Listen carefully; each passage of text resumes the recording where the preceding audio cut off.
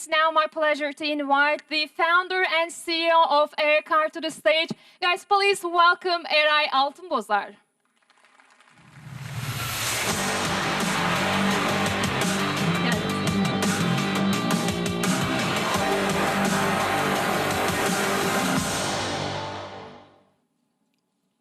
Hello everyone, good morning. It's my pleasure to be here with you and tell you about the future tech. Well, it's not quite future, it's actually today, it's happening. You know, flying cars are coming. And I'm gonna show you what we are doing, what happened in past, and what we're gonna do. So, my name is Eray Altınbozar. I'm the founder of Aircar, that we have been building this aircraft for the last 5 years. And to be honest, where are they? That's the question. You know, there are things that they resemble that future is coming. The new era of technology, era of flying cars, era of internet, AI, whatever you call it.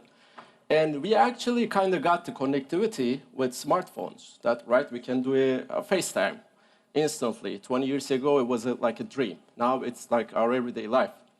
Access to information, thanks to internet, we can gather all the information. So this is actually one of the reasons why Aircar exists. We are not Airbus, we are not Boeing, we don't have any experience. We learned over internet.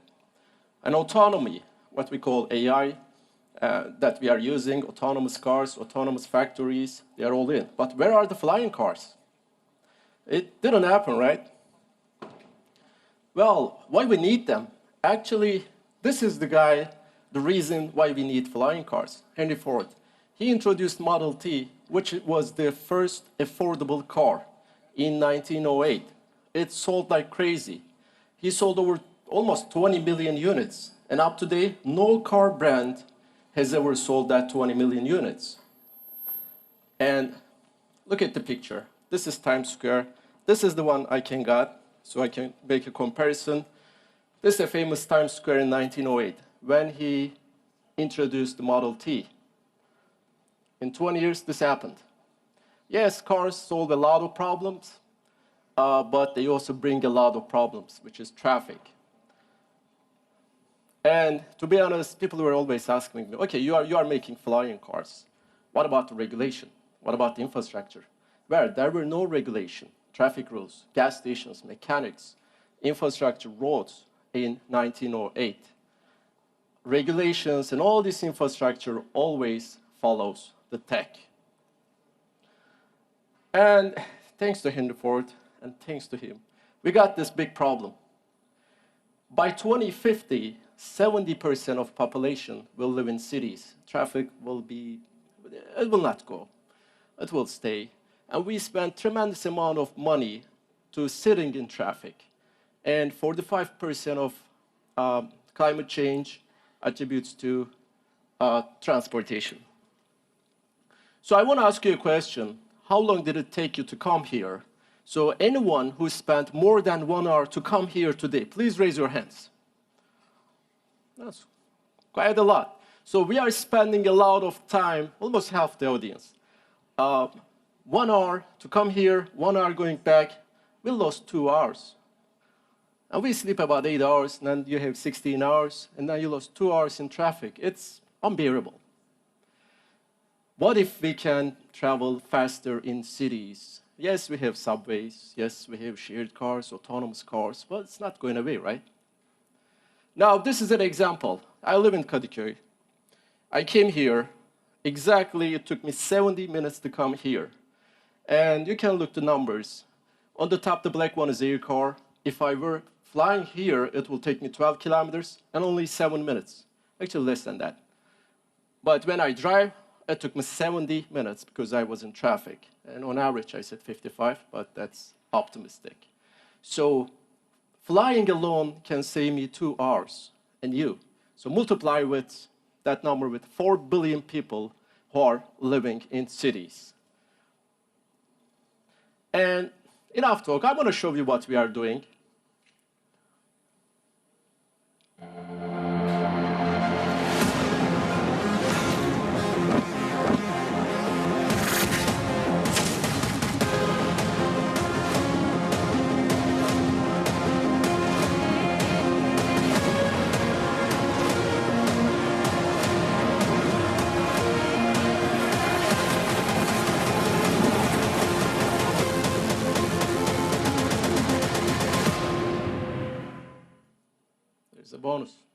it flies.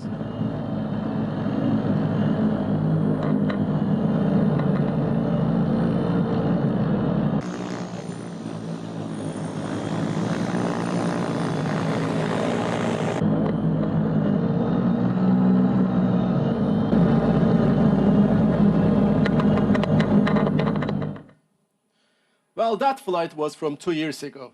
2 years ago, we achieved that. We passed over 100 flight tests. Now, this summer, hopefully, we're going to sit inside and pass the Bosporus and show the world that's possible, that's coming. And it's going to be in our life sooner than we think. But still, it takes time. You know, it's been 5 years. It was a long journey. It was rough, tough times. So we spent like a lot of 7 days, 16 hours work. So it was quite challenging, but it is possible. So when we look at the air car, well, let's say we have 10,000 of them in Istanbul. 5,000. How are we going to find the pilots? It's not possible. So we have AI, self-driving cars. So we implement all those systems to air car. So it will be autonomous. You're not going to be flying this thing. Because taking a helicopter license costs like, I don't know, 2 years, $50,000 at least. So we are utilizing autonomous flight. It's for 2-passenger for today. It will be, of course, we will have like 4-passenger versions, but today's battery, that's quite not possible. And it flies about 120 kilometers per hour. And by 2026, that's when we actually widespread the air car in our region. We believe we can exceed 100 kilometer range. So that's quite enough. And the other question is, where are we going to land? How are they going to fly? This is a picture that we think that might be feasible, that we also share the same electrical infrastructure with electric cars. So we built this port. We already have this port, actually. So air cars can land on top. The cars can park on the bottom. We can share the same infrastructure. That's quite a big problem. There's a lot of loads on grids, so we can share the same infrastructure. Because our purpose is to be able to bring this technology to everybody's life, not only for the rich, not only for the wealthy, but for anyone who uses yellow taxi will be able to use air car. So we will have this kind of ports where you're going to go call over application, make your reservation, pay over it with your credit card, go into your car, fly wherever you want to fly.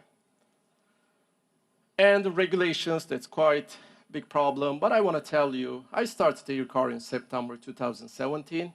1 month after FAA, Federal Aviation Administration, in the United States, released how they're going to certify these things. 2019, EASA, European Aviation Safety Agency. These are important figures in aviation because anything flies, goes through them. 92% of any aircraft is certified by these two agencies. And NASA, of course, they try to solve all the problems. So they initiated Urban Air Grand Challenge. We kind of speak with them time to time. Hopefully, we will work with them sooner. And on the left-hand side, you see the screen. This is how you're going to call air car. That comparison is true. So this is, of course, from the Mecca of technology, San Francisco. If you fly from San Francisco to San Jose, if you take an Uber XL, it costs like $140. Uber Black is $210. Air car will cost about $150, and that's the beginning. The price will go down. And that's coming from Google Maps. If you drive with them, it takes about 110 minutes. If you fly, it's about 30 minutes. Now, for a surgeon, for a lawyer, for a judge, that 80 minutes is, and any of us, very important. And any business which is not profitable, they are doomed to non-exist. So it's very profitable business. It must be, otherwise we can't find money. It won't be sustainable. It's sustainable in business model, economically, and socially. And what about the projections? Like, people mostly call me Ray, you know, it's gonna really happening, or you know, you are joking with us. These projections are not ours. It's coming from Morgan Stanley, like big reputable agencies. By 2030, adaptation of eVTOL or air car will happen in 8 cities. Hopefully, Istanbul will be one of them. By 2040, 33 cities. By 2050, it will be all over. And by 2040, it will generate $2.7 trillion industry, which is huge. And they are expecting, not we are, they are expecting 2.5 million units to be utilized up in sky. Thank you very much.